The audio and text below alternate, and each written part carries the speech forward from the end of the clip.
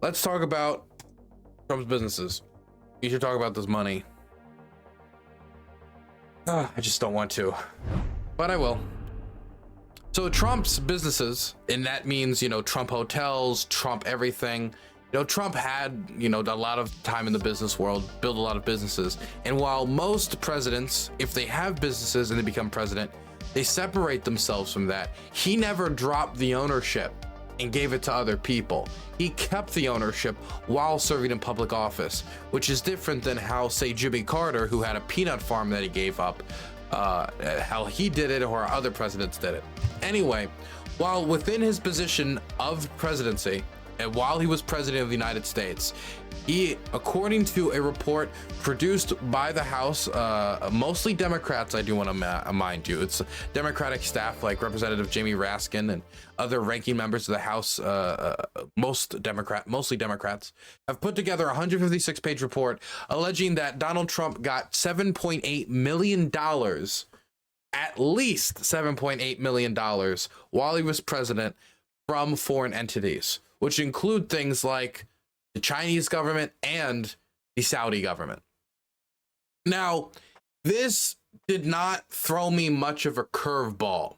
What throwed me a curveball was that this is being done, period, that there's a report being done about this now. And that confuses me a little bit, or it kind of confused me when I first started to think about it, because I had seen stories about this all the way back in 2018. I remember arguing with my boxing coach at the time about this, about Saudi-funded lobbyists paying for hundreds and hundreds and hundreds and hundreds of rooms in Trump's hotel after he won in 2016 in order to try to buy influence from him, and how the Trump hotels took the money and they were good. They were good with it, and that concerned me. And so I guess in my mind, and I shouldn't have allowed this to happen, it almost got like normalized. That this type of behavior from Trump got normalized, that he's so scandal-ridden that I had overlooked this, even though originally I talked about this all the time. I remember when it first happened, I was constantly talking about it, because I remember hearing like from Trump supporters about how they wanted someone who was strong, who could stand up to, America's enemies. Was like, well, he's taking money from, these people. This could, manipulate his interests as president. And I guess it's been so long, and his behavior was so normalized that I just kind of forgot about it.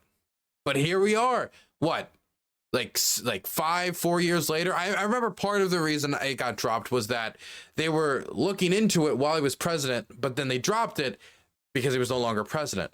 I guess since he's running for president again, the House has decided, well, I guess it's time to take another look into this. $7.8 million.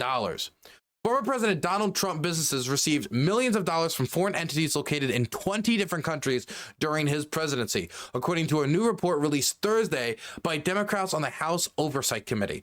The top Democrat on the Oversight Committee, Representative Jamie Raskin, released a report and provided documents from Trump's former accounting firm that show that 20 governments, including China and Saudi Arabia, paid at least $7.8 million during Trump's presidency to business entities that include Trump International Hotels in Washington, D.C. Here you go. This was reported on years ago. This is not even, that part isn't even new. In Las Vegas and Trump Towers in New York. The 156-page report by House Democrats is entitled White House for Sale. In the foreword to the report, Raskin wrote, by elevating his personal financial interests and the policy priorities of corrupt foreign powers over the American public interest, former President Trump violated both the clear commands of the Constitution and the careful precedent set and observed by every previous commander-in-chief. The report says that according to limited records obtained by the committee, Saudi Arabia likely paid Trump-owned businesses at least $615,422 during Trump's first term in office. Now, it says at least, and it doesn't just say at least because this is what they could find at that time during his time in office. It says at least not only because, there can maybe be other avenues that he didn't know about, but it says at least because the documents only cover a 2-year time span. The 7.8 million, we're talking about documents from a 2-year time span that have been turned up by the House due to consistent requests, which the Republicans didn't want to play ball with. They didn't want this to come to light. because they know it didn't look good, especially if Donald Trump is running on the idea that Hunter Biden is going to corrupt Joe Biden and make him serve foreign interests due to his dealings with either Burisma or his previous dealings with certain Chinese businessmen. The report says that according to limited records obtained, I already read that. While the Kingdom of Saudi Arabia was making these payments, President Trump chose Saudi Arabia as the destination of his first overseas trip, a choice that was unprecedented among U.S. presidents, the report says. The report claims that the payments violated the Constitution's Foreign Emoluments Clause, a rule that bars the president and other federal officers from accepting money or gifts from foreign governments without congressional approval. Though through entities he owned and controlled, President Trump accepted at a minimum millions of dollars in foreign emoluments in violation of the United States Constitution, Democrats write in the report. The documents obtained from former President Trump's accounting firm demonstrate that 4 Trump-owned properties together collected at least millions of dollars in payments from foreign governments and officials that violated the Constitution's prohibition on emoluments of any kind whatsoever from foreign governments. In a statement to ABC News, Eric Trump, the former president's son who helped run the Trump Organization, said that the House Democrats' narrative is insane, citing profits that Trump voluntarily donated to the Treasury Department to offset his business earnings from foreign entities. We do not have the ability or viability to stop someone from booking through third parties, Expedia, etc., hence the voluntary donation of profits, which has been covered ad nauseum, Eric Trump said. That narrative is insane, especially given there is no president in United States history who is tougher on China than Donald Trump, a president who introduced billions and billions of dollars worth of tariffs on their goods and services. Mind you, Joe Biden has also introduced tariffs on China, and they say that Joe Biden is controlled and operated by China through Hunter Biden. So just putting that out there. Now, there's a few things I want to say about this. So the first thing, the idea that Donald Trump is harder than China than any other president in history, BS. I do want to say that when it comes to the issue of Taiwan, Donald Trump was always particularly weak. Whether it was trying to call back higher level diplomats from Taiwan once he got calls from Xi Jinping, who was outraged that American diplomats were setting foot on Taiwanese soil, whether it was him rolling over privately, according to reporting from the Daily Beast, on the issue of Hong Kong, to the point that he had an outburst that said, "Stop reminding me about Hong Kong. Stop reminding me about these Taiwanese nonsense." Now, I'm not saying that he was particularly weak on China, but I do think that his over-prioritization of personal relationships with people like Xi, because that's always how he did business personally, has skewed how he does diplomacy on behalf of the United States. So when he gets one of these personal calls from Xi asking him for something, like, for example, to recall that diplomat from Taiwan, he's very quick to do it, because he wants to uphold that personal relationship. Personal relationships in politics is useful, but when we're talking about geopolitics, that's something that greases the gears. That's not something that makes it go into motion. And that's the problem. That's the problem I have with Donald Trump's foreign policy generally. But that was also a problem that specifically came up when it came to the issue of Taiwan. So I wouldn't say he's tougher on China than any president in U.S. history. But also the idea that they offset these payments through donations to the government, through voluntary donation of profits, is nonsense. It's just bullshit. And when I say it's bullshit, I mean it's just bullshit. ABC News reported in 2018 that Trump had voluntarily donated $151,470 to the U.S. Treasury, which a Trump Organization attorney said fulfills our pledge to donate profits from foreign government patronage at our hotels and similar businesses during Trump's term in office. Now, reminder that if you go back up here and we're talking about the money from Saudi Arabia, $615,422. And that's just from Saudi Arabia.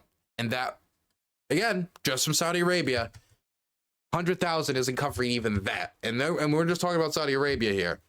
So, something to think about. However, government ethics watchdogs, this is, one second, the end of the article, but I have it somewhere else here. Government ethics watchdog questioned the amount of the donation, saying the methodology used did not require the Trump organization to account for revenues earned from foreign government patronages unprofitable to Trump properties. So what does that mean? What that means is, let's say Trump has a business that's failing, like Trump Hotel or something. Then they go there, they spend a bunch of money there. And hey, we don't need to include that as patronage because we didn't make a profit. It wasn't profitable. So that means if a business is simply unprofitable and say Saudi Arabia was to supplement that business being unprofitable by trying to make it less unprofitable, that is not something they need to account for. So failing Trump businesses could be propped up by foreign governments. Don't see a problem there? I think I see a problem there. And again, in 2021, this was dismissed. They stopped looking into it. The U.S. Supreme Court dismissed lawsuits accusing Trump of profiting from his presidency, not on the grounds of there not being evidence, but on the grounds that he is no longer in office. So if he isn't punished for this type of behavior, why would he not do this type of behavior again and profiteer more? And again, this is just documents from 2 years of his presidency, not the full 4-year term. That's why they say at least. So the corruption here could even be larger. But the corruption here is, I mean, the numbers don't lie. Isn't that what the wrestler used to say? What was his name? Big Daddy Pump. Yeah, Big Daddy Pump used to say numbers don't lie. Numbers don't lie. Now, I do want to say one last thing about this Trump, Saudi Arabia, China money story is that Sean Hannity, a few weeks ago, oh my God, it wasn't even that long ago. It was just a few weeks ago. It was just last month.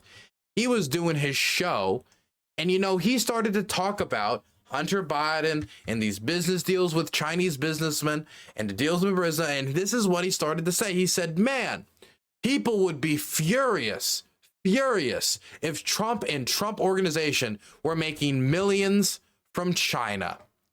Listen to this. All right, let's get to our busy phones. So many of you so patient. Bruce in California. What's up, Bruce? How are you? Glad you called, sir. It's great talking to you, Sean, longtime listener.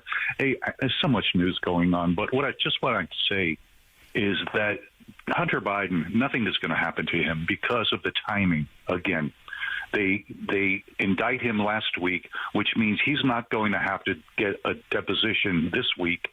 And if he does, and if he gets indicted and even convicted, his father is going to pardon him. So why waste the money and the time on this guy? You know, they don't know if he's going to pardon him. But number two, they haven't gone through anything to really get him on anything outside of the gun charges. And the thing is, he was found guilty on that. So obviously, Biden didn't pardon him for that. So the idea that Biden necessarily would pardon him isn't necessarily true. But again, just to hyper focus on our Biden, man. This is good for you guys. It energizes your base. Independents could not care less. We all know that he's a scumbag, but there's nothing that can be done about it, right? Well, I'm not necessarily agreeing nothing's going to happen. Also, Hunter Biden offered to testify before the House. They rejected that offer. Want to throw that out there. To him that he's not going to be convicted. To be very honest, I think we're making a big mistake if we don't get to the bottom of this. I cannot for the life of me, imagine what the media and how the country and the left in this country would be reacting if Donald Trump and the Trump organization and the Trump family were making tens of millions of dollars from our top geopolitical foes like China and Russia. I can't imagine the left in this country not going insane. But lo and behold, here we are. Firing squad. They in front of a firing squad. Expect another 99. Put him before a firing squad. Supreme Court looking into it says, well, he's not president anymore, so let's forget about it. Charges thrown at the Trump family, right? I mean, it would include everybody in the Trump family. As much as the media keeps saying, the media is not telling you the truth. Because the media, when they say there's no evidence of Joe's involvement, sure, there's plenty of evidence. Joe also said, what part of Joe's proclaiming over and over again that he never spoke to his son, brother, or anybody for that matter, what part of that lie have they? So basically, Joe Biden talked, I think, and when he say talked, that could literally mean like, hey, how's it going? I work with your son. Oh, nice to meet you. He talked with one of like Hunter Biden's business people once. They had an interaction is all we know. That's it. Therefore, that's evidence of quid pro quo. What's the crime? That's why when you ask them what's the crime, they don't have anything to grab onto, because technically him just meeting with him doesn't even mean a crime was committed or there was intent to commit a crime. It doesn't mean anything. It could mean something. It could mean that they made a deal and then but you need to find evidence of that. It could also mean they said, oh, you work with my son? Yeah, keep him off the smack. Anyway, and then that was it. Not figured out yet. What part of all of this that it was completely dependent on Joe's actions? What part of Joe bypassing Obama administration policy and leveraging $1 billion, our tax dollars, to get a prosecutor investigating his son fired? So this is just all bullshit. This is just Sean Hannity at this point is just fucking lying. The entirety of Europe, Ukrainian activists, the American government, the Obama administration, and probably the Republicans at the time as well, all wanted Shokin removed. It was Joe Biden's job to go there and do that as vice president. He went there and he did his fucking job. And people are angry about him doing his job because they're trying to connect it like, oh, Shokin was going after his businesses. And so was going after Hunter Biden's Burisma connection. And therefore, since Shokin was going after Burisma, oh, this was him trying to get rid of the guy going after Burisma. Shokin was notoriously corrupt.